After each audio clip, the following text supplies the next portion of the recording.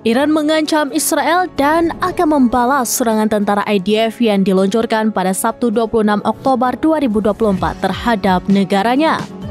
Pembalasan yang akan datang disebut lebih kuat karena melibatkan semua alat yang dimiliki. Hal itu disampaikan juru bicara Kementerian Luar Negeri Iran, Esmail Baghaei, dalam konferensi pers pada Senin 28 Oktober 2024.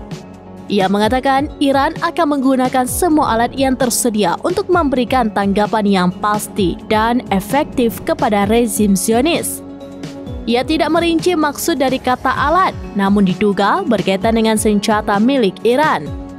Menurut Baghaei, pembalasan dari negaranya pasti akan terjadi dan efektif menghukum Israel. Ia menekankan bahwa tanggapan dari Iran bergantung pada sifat serangan Israel itu sendiri. Sebelumnya diberitakan Al-Arabiya, ratusan jet tempur Israel menyerang Iran hingga menewaskan 2 tentara dan merusak sebagian kecil fasilitas militer. Tindakan ini merupakan respon atas serangan rudal Iran ke Israel awal Oktober 2024 lalu. Sejumlah negara di dunia lantas mengecam Israel karena dianggap melanggar kedaulatan Iran serta melanggar hukum internasional. Hal ini pun memicu eskalasi konflik di Timur Tengah meningkat di samping Perang Gaza dan Lebanon.